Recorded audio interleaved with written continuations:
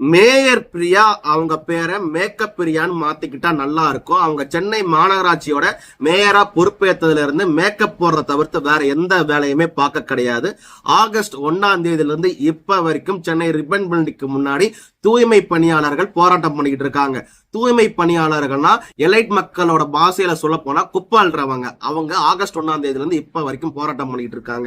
எதுக்காக அவங்க போராட்டம் பண்றாங்கன்னா, உதயநிதி ஸ்டாலின் படம் நடிக்கல அதுக்காக போராட்டம் பண்ணிக்கிட்டு இருக்காங்களா, இல்ல உணவுத்துறை அமைச்சர் சக்கரபாணி ஊழல் பண்ணிட்டாரு அதுல பங்கு வேணும்னு கேட்டு போராட்டம் பண்றாங்களான்னு கேட்டா கிடையாது.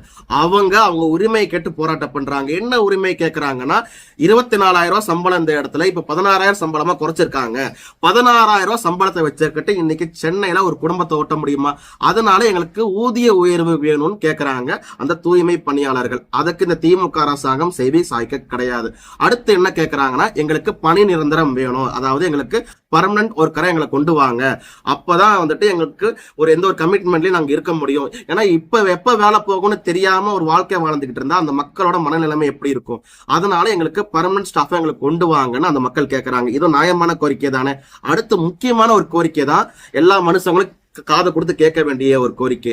சென்னை மாநகராட்சி சிங்கார சென்னையா இருப்பதற்கு காரணம் அந்த தூய்மை பணியாளர்கள் எல்லாத்துக்குமே தெரியும். அவங்க ரோடா போயிட்டு குப்பை அள்ளுறதுக்கு ஒரு எக்யூப்மெண்ட்ஸ் எல்லாம் கேட்கறாங்க. என்ன எக்யூப்மெண்ட்ஸ் கேட்க போறாங்க? முறம் கொடுங்க, ப்ராப்பரான கிளவுஸ் கொடுங்க, தொடப்பம் கொடுங்க, இதெல்லாம் ப்ராப்பரா கொடுங்க. இதெல்லாம் எதுவுமே இல்லாம நாங்க அட்டையெல்லாம் வச்சுதான் கிளீன் பண்ணிட்டு இருக்கோம், இந்த மாதிரி எக்யூப்மெண்ட்ஸ் கொடுங்கன்னு நியாயமான கோரிக்கையை அதை கேட்டுக்கிட்டு இருக்காங்க அந்த தூய்மை பணியாளர்கள். இப்ப வரைக்கும் இந்த திமுக அரசாங்கம் செவி சாய்க்க கிடையாது. ஆனா மேயர் பிரியா என்ன தெரியுமா சொல்றாங்க? நம்ம முதலமைச்சர் மு.க. அந்த மக்களோட என்ன சொல்ற, அந்த மக்களோட போயிட்டு டீ எல்லாம் சாப்பிட்டு வராரு, வடை சாப்பிட்டு வராருன்றாங்க.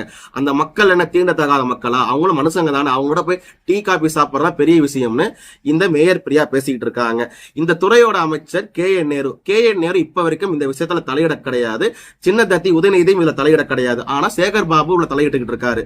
ஏன்னா யாரோட அமைச்சரவைன்னு எனக்கு இப்ப வரைக்கும் புரியல. அந்த தூய்மை பணியாளர்களுக்காக இந்த திமுக அரசாங்கம் என்ன பண்ண போகுது? கூட்டணி கட்சிகள் ஏன் வாய முடிக்கிட்டு இருக்காங்கன்னு எனக்கு இப்ப வரைக்கும் ஒண்ணுமே புரியலைங்க.